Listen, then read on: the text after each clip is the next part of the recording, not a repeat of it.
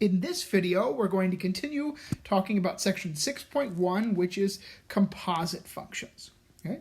And so if you remember the last time, now go back very quickly here, we talked about a composite function. F composite g, okay, is evaluated, or looks like f, right? F evaluated at g of x. Okay? So just keep in mind that that's our definition of a composite function. All right, we worked through some examples of evaluating composite functions, finding composite functions. That was your turn. And now we're going to look at, again, finding composite functions, but we're going to add another layer of difficulty or complexity to it. We also want to define their domain, okay, or at least find their domain. So we have two functions here. 1 over x plus 2 and 4 over x minus 1. Okay, and so we want to evaluate these composite functions that we have, f of g and g of f. Okay, and we're going to define, or we're going to find, the domain of the resulting composite function. So first, we need to find the composite function. So f circle g, remember, is f evaluated at g of x. So that means wherever I see an x in f of x, I place the entire function of g. Okay, the entire function of g. So f of g is 1 over, sorry, I made that one too large, 1 over 4 over x minus 1 plus 2. So you'll see I took the entire function g and I substituted it in to f. Okay? So to simplify this, I need to do some common denominator stuff. So we've got fractions here that we need to work with and keep track of. Okay? So to find a common denominator in the bottom, I need, well, it's 2 over 1, okay? And it's pretty clear that the common denominator that we need is x minus 1, okay?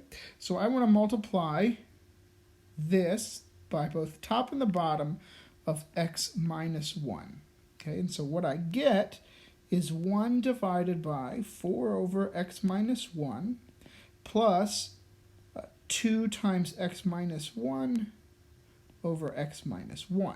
Okay, and so we can now add that stuff in the denominator because we have or common denominators. Okay, same denominator, so we can add the stuff in the numerator of the denominator. And so we get 1 over 4 plus, and then if you do the distribution, or the distributive rule with there, you get 2x minus 2 plus 2x minus 2 all over x minus 1. Okay? And so I've got quite a pickle, so to speak, in the bottom, because I have a fraction, a big fraction here, and then I've got another smaller fraction. And that's no good. I don't want to leave with that. So to get that fraction out of the denominator, what we're going to do is multiply both the top and the bottom of this big fraction by the reciprocal of the bottom. Okay, so I know I said a lot there. Okay, but I'm going to multiply by the reciprocal, which is the bottom fraction flipped. X minus 1 over, and we can do some simplification here. 4 minus 2 is 2, and so I really have 2x plus 2. This here is really 2x plus 2 over x minus 1. Okay? And then I not only do that to the bottom, but I also do that to the top. Okay, because I don't want to change the value of this fraction. What that leaves me with, okay, everything in the bottom cancels out, okay? And so what I'm left with is 1 times x minus 1 over 2x plus 2, okay? So that simplifies down here. The 1 doesn't really do anything, and so we're left with x minus 1 over 2x plus 2. Okay, and you can even, if you wanted to, take the 2 out in front, and you're left with x minus 1 over 2 times x plus 1. Okay, and so that's where we'll stop there. We can't simplify any further, and so that's our composite function. Okay, so we've done a lot of work to get it. Our composite function is x minus 1 over 2 times x plus 2. I'm sorry, x plus 1. Okay, so that's part of it. And the next part is to find the domain of this function. So what's the domain of the composite function? When considering the domain of a composite function, we need to first look at the domain of the inside function and then of the whole composite function. So generally we can start off by saying that the domain, or when we're considering numbers that could possibly be the domain, we start by considering all real numbers. So any number that you can think of, okay, could be that domain, and then we sort of work backwards and eliminate numbers that can't be in the domain. So we first need to talk about or think about the domain of the inside function. And so in this example that we're having, that we're completing right now, the inside function is g. Okay, and so looking at this function here, what is its domain? Okay, and so after you think about it for a while, its domain is everything but one single number, okay? And that number, that's right, domain of G is all real numbers except for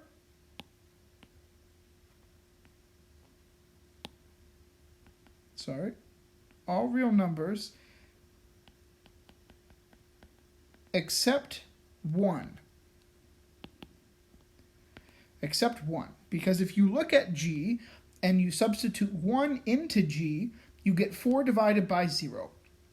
And we can't divide anything by 0, so when you divide by 0, bad things happen. Okay, so the domain of G is everything except for 1. Okay, and so that's something to consider. So 1 is out. And if you look at the composite function, what number is going to make that look not so good? Meaning what number is going to result in a divide by 0 error, and that number is -1. And so the two numbers that can't be in the domain of the composite function are 1 and -1. Okay, and so if you think about it, if you just look at the composite function by itself, of course it can't be -1. Okay, and we also need the number that you substitute into f. Okay, when you substitute in G here, if I can't evaluate G, then I can't get the composite function. So that's why we need to look at or determine the domain of G. And so we have two numbers, -1 and 1, that we can't use. And so we would write this in interval notation, that the domain is from -infinity to -1, okay, with parentheses, union -1 to 1 with parentheses, and then union again 1 to infinity. Okay, so I'm just making intervals that work around the two numbers -1 and 1. Okay, so that was F composite G. Now we're going to do G composite F, and I'll have to erase some of this work here, but G composite F will go a little bit faster. Okay, so we're looking at G composite F, which is G evaluated at f of x, okay? And so when you substitute f in for every x that you see in G, you get 4 over 1 over x plus 2 minus 1. Okay, so again, we find common denominators, and the common denominator is x plus 2, so I multiply that right side of the denominator by x plus 2 over x plus 2, which doesn't change anything, and I get 4 divided by 1 over x plus 2 minus x plus 2 over x plus 2. Okay, and then I can, because I have like denominators, I can add the expression in the denominator, in the big denominator, and I get 4 over 1 minus x minus 2 over x plus 2. Okay, and then that simplifies, if I move over here, to 4 over 1 minus 2 is negative 1, and so I get negative x minus 1 over x plus 2. Okay, again, I multiply by the reciprocal in both the bottom and the top. That gets rid of everything in the bottom and leaves me with 4 times x plus 2 over negative x minus 1. And so when I distribute that 4 to the top, x n to the 2, I get, actually I'll leave that not distributed, 4 times x plus 2 over, what I can do is there's a negative common to both in the bottom, and so I can pull that out front, and I'm left with, in the bottom, x plus 1.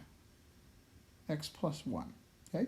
And so that is my equation, okay, or that is my composite function, negative 4 times x plus 2 over x plus 1. And so again, we need to think about, to solve the domain problem, if I erase the domain from the last one, and look at the domain for this one, first we need numbers that don't violate the domain, or first we need to look for numbers that aren't in the domain of f. The number that's not in the domain of f is negative 2. Okay? Negative 2 is the number where if you plug negative 2 in for x for f, then you get a divide by 0 error. Okay, so great. And then if we look at the full composite function here, what numbers cause it trouble? Well, negative 1. Okay, and so the two numbers are negative 2 and negative 1. All right, so if we then write that again, it is the domain from negative infinity to negative 2. Okay, union negative 2 to negative 1, union negative 1 to infinity. Okay, again, I'm just splitting up at the numbers that aren't in there, at negative 2 and negative 1. Okay? And so that is how you evaluate composite functions and find their domain. Okay?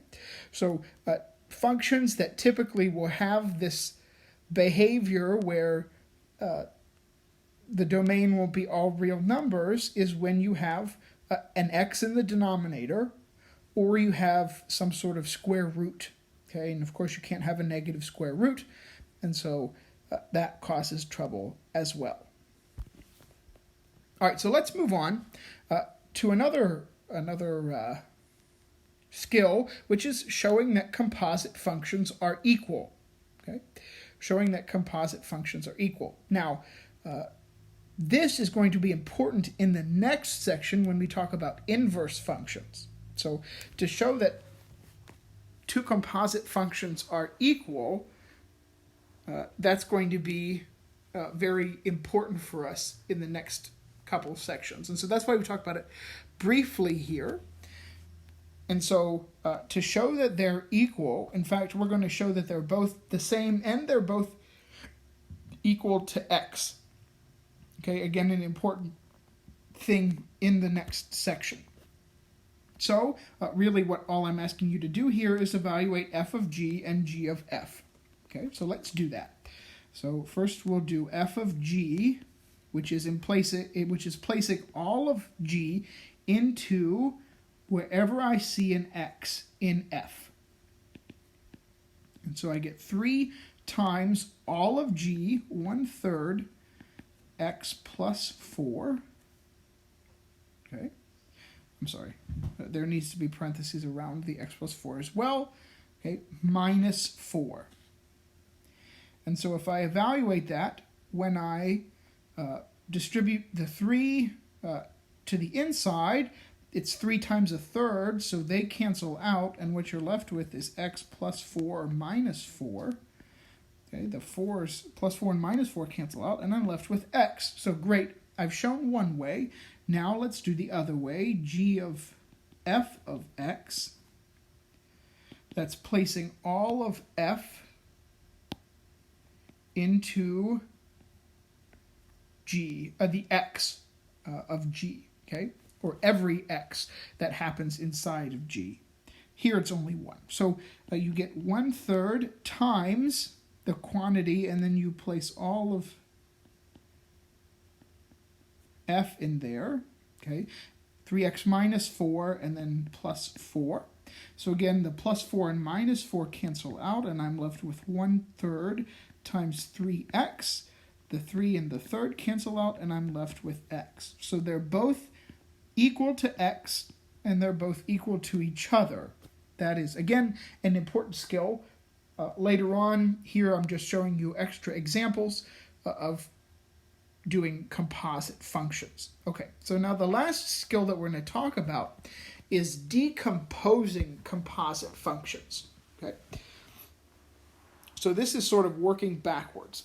I want to find the components of a composite function. So instead of giving you f and g and having you find a composite function, I'm going to give you the composite function and ask you to work backwards. Okay?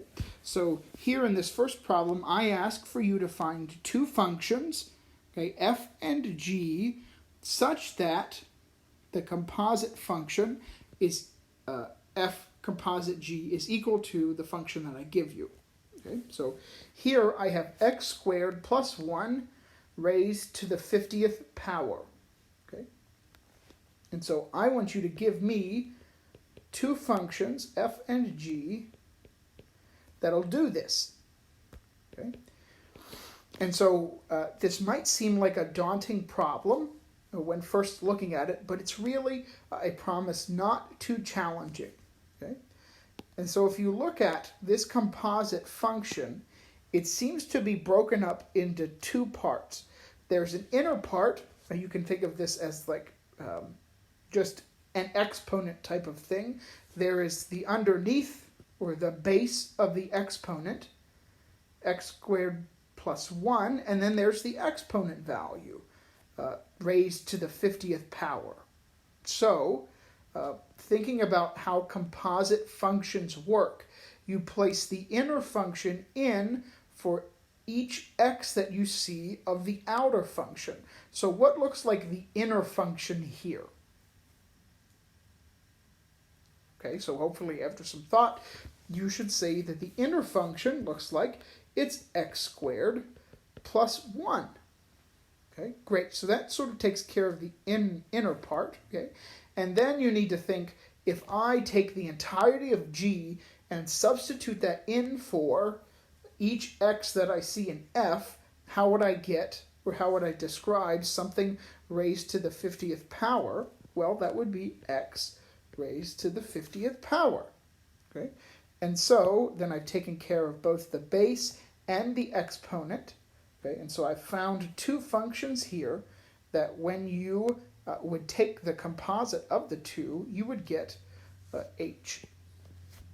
Okay, so for your turn here, I'm going to give you another such composite function, h, right? And I want you to find f and g such that if you take the composite function of the two, you get h.